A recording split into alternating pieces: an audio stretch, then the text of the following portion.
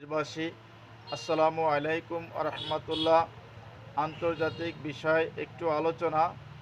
আমরা বিগত দিনে দেখলাম আমেরিকা, ইরান, পাকিস্তানের মাধ্যমে একটা বৈঠক হলো।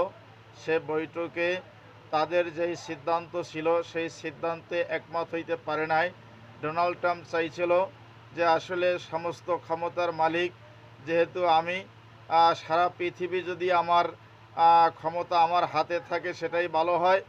এজন্য ইরান, আল্লাহ তাআলা ইরানকে যেই শক্তি দিয়েছে, যেই মদদ দিয়েছে, এটা আমি মনে করি আল্লাহ তাআলা মুসলমানের পক্ষে আছে বিদায় এই মদদ আল্লাহ তাআলা ইরানকে দিয়েছে।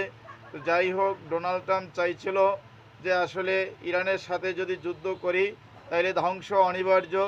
এই ধ্বংসের ভয়, একমাত্র ধ্বংসের ভয়ে ডোনাল্ড ট্রাম্প এই সমঝোতার কথা বলছে। এখনও চাইতেছে যে আসলে কি কায়দায় বেকায়দায় ফলান যায়।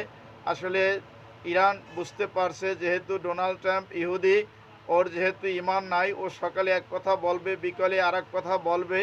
এই জন্য আমি মনে করি যে আসলে মুসলমানদের এখনও সজাগ হওয়া উচিত যে সারা বিশ্বের মুসলমান যদি এক হয়, আল্লাহ তাআলাও তাদের পক্ষে থাকবেন, তাদের সাথে থাকবেন। আমরা মুসলমানরা এই বিশ্বাস করি। অতএব এবার যেহেতু আবার বৈঠকের কথা আছে, আল্লাহ তাআলা যেহেতু ইসলাম ধর্ম শান্তির ধর্ম, এই শান্তির ধর্মে সারা বিশ্বের ইহুদিদেরকেও এই ইসলামের ধর্মে আসার জন্য অনুরোধ জানাচ্ছি। আসলে আমরা দুনিয়া ক্ষণস্থায়ী, দুনিয়ায় চিরকাল থাকতে পারবো না।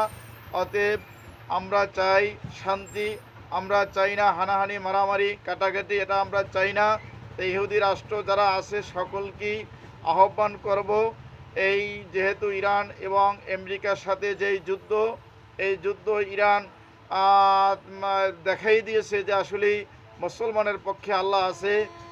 এই ভয়তে ডোনাল্ড ট্রাম্প এখন সমঝোতার কথা বলছে। অতএব আমি ভয়ের কথা বলবো না, যেহেতু আমরা মুসলমান, আমরা আমাদের পরকাল আছে, দুনিয়া ক্ষণস্থায়ী, পরকালে স্থায়ী। সেই স্থায়ী জিন্দেগির জন্য, শান্তির জন্য সকলকেই ইসলামের ছায়াতলে আসার জন্য অনুরোধ জানাচ্ছি।